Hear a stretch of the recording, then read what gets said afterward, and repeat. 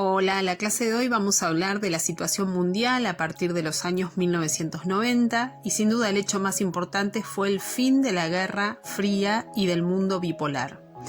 Un mundo que se había caracterizado a partir de 1945, tras la Segunda Guerra Mundial, por la división del mundo en dos grandes bloques: el bloque capitalista liderado por los Estados Unidos y el bloque comunista liderado por la Unión Soviética.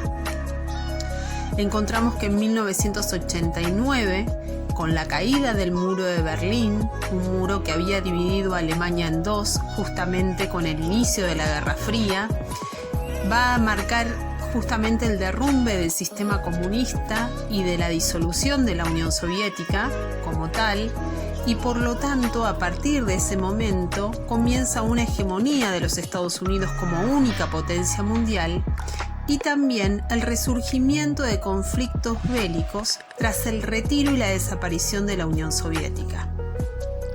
Al retirarse la Unión Soviética, al desaparecer de su área de influencia de las regiones que usualmente había dominado, resurgen conflictos vinculados a nacionalismos, a conflictos étnicos que habían caracterizado a los países que la URSS había tenido bajo su área de influencia. Por ejemplo, como el que tenemos en pantalla, la guerra en la ex Yugoslavia, país que hoy ya no existe, fue uno de los principales conflictos que podemos mencionar tras el fin de la Guerra Fría. Dicho conflicto básicamente está caracterizado por la lucha entre diferentes regiones que estaba conformada Yugoslavia, diferentes nacionalismos que conformaban un único país, en donde Serbia quería liderar la región y los demás países, por ejemplo Kosovo, que aparece allí, querían independizarse, separarse del resto por cuestiones religiosas, étnicas, culturales, históricas.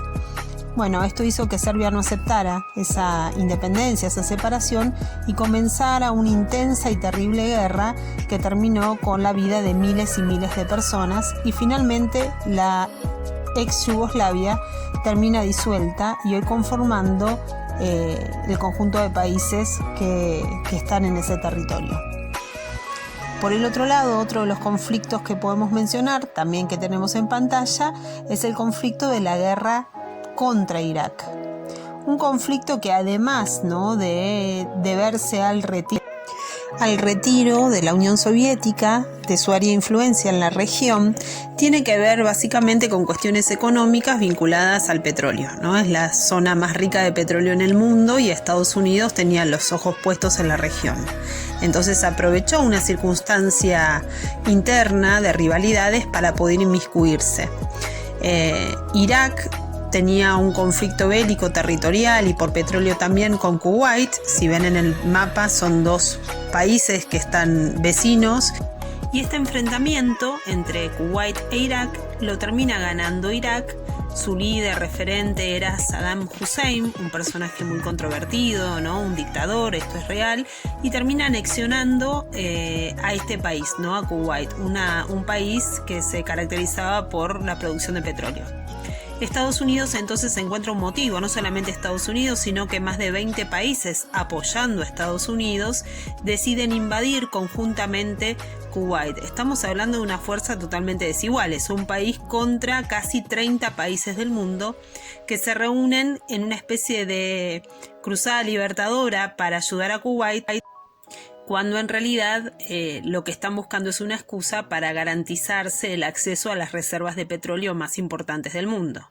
Bueno, esta guerra termina en un enorme desastre humanitario, un país, Irak, totalmente invadido durante muchos años por las tropas de Estados Unidos. Bueno, es un resumen muy general, pero que busca colaborar con la realización de sus actividades. Un abrazo.